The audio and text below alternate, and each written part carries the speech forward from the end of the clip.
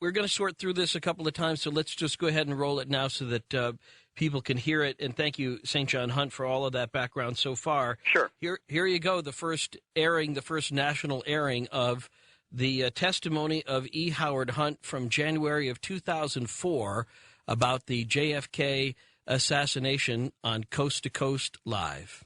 I heard from Frank that LBJ had designated Cord Meyer Jr.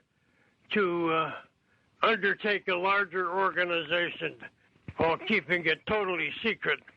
Cord Meyer himself was a rather favored member of the Eastern aristocracy. He was a graduate of Yale University and had joined the Marine Corps during the war and lost an eye in the Pacific fighting.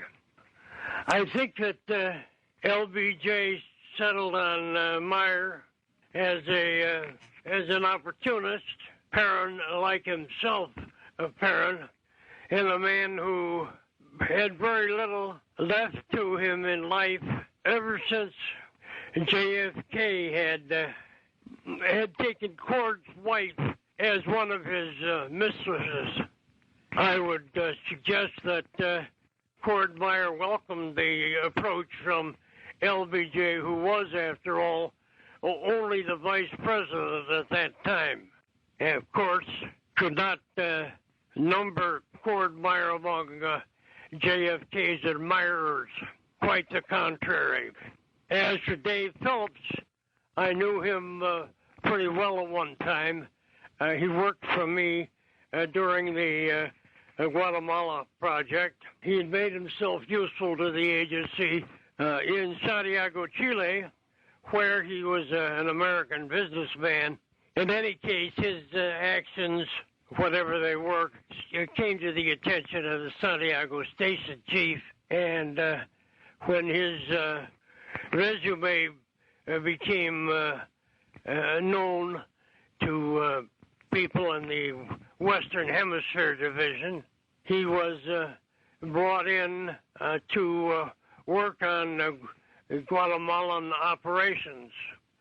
Sturgis and Morales and people of that ilk stayed in apartment houses during the preparations for the big event.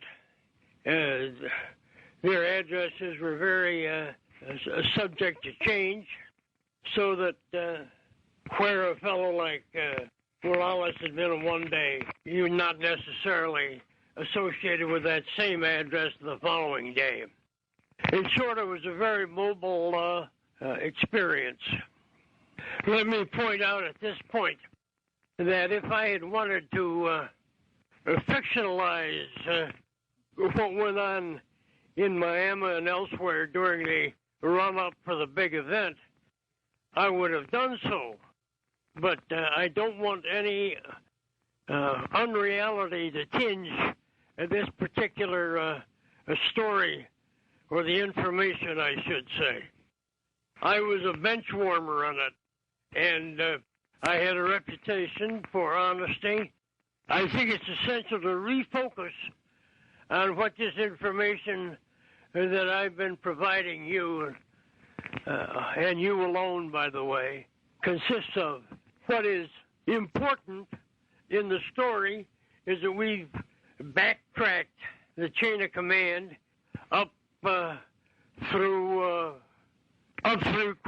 Cord Meyer and laying the doings at the doorstep of LBJ. He, in my opinion, had an almost maniacal urge to become president. He regarded JFK as he was, in fact, an obstacle to achieving that. He could have waited for JFK to finish out his term and then undoubtedly a second term.